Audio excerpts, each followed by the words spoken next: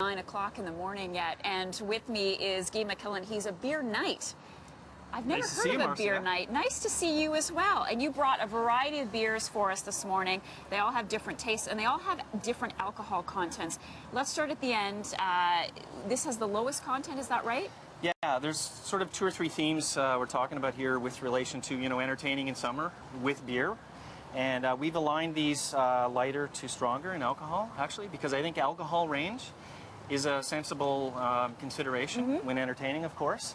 And there is always this association with beer in summer. I remember you couldn't cut the grass without having a beer after, but beers have really evolved, and we're seeing a lot of fruit now.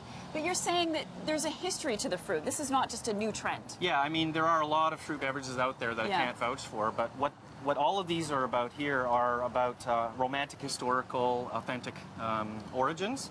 Starting with the Radler, which I know you wanted to taste. Only because it has grapefruit in it. This is Stiegl Radler, and Radler is derived from the German word for bicycle. It's a hundreds of years old, homemade sort of idea where Bavarians would take their favorite pure beer and mix their favorite fruit juice or soda. And this one is a grapefruit 50-50 mix, so it's, yes, half the alcohol, 2.5. And this one, and as you go along, I'm just going to ask you as well, because a lot of women don't drink beer.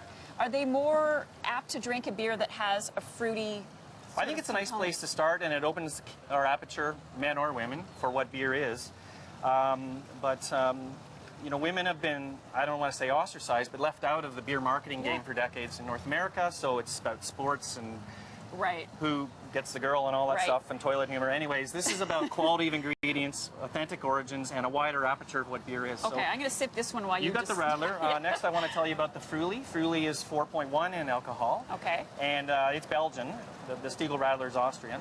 This would be Belgian wheat beer with coriander, orange peel, and strawberries. Okay, I have to try it. I don't even drink beer. I would argue that's probably the world's best fruit beer right there. There are certainly, different tastes. Wow. That'll be a very different beer from the Radler. The Radler is like a Bavarian shandy. The Früli is a fruit beer. The Belgians were using fruit before the discovery of hops. Okay, this one? Okay, lambic beer. I want you to taste this, if you might, with some chocolate cake. Food in gastronomy is a big part in Europe, and this is spontaneously fermented in the Zen Valley of Brussels. It's called lambic beer. This is Mort Subite. And that one is fermented with macerated cherries, and it is a killer match with decadent chocolate for dessert. It tastes salty to me.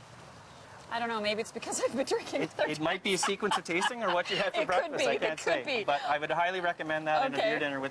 Now we're talking about summer again, and another trend in summer is wheat beer. It's a big trend in Canada this year especially.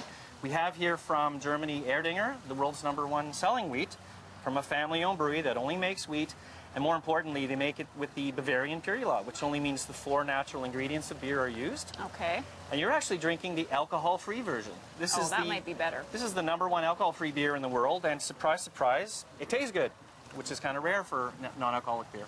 Now, what about people who are worried about that sort of bloated, heavy feeling that comes with drinking beer? Well, 2 things. The bloating comes from carbonation, and what that says to us is you actually got to pour beer in a glass and develop a nice big head on it to get some of the gas out that's naturally there from fermentation. And the other thing I want to comment on is calories. Bit of a myth buster, but beer is the lowest calorie beverage you can choose after water, coffee, tea.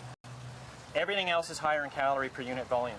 So the Radler you had, that glass, where is it? Here it is, 75 calories. Oh, that's nothing. Früli, 125. The Erdinger gets a little fuller at a larger size serving. Okay, we've got about 30 seconds left. We want to make a Radler ourselves, because that's where Radler was born. Can I do something to help? Yeah, well, I'll tell you what. Open that can of San Pellegrino lemon. Okay. Lemon is actually the most favorite style of Radler back in Germany.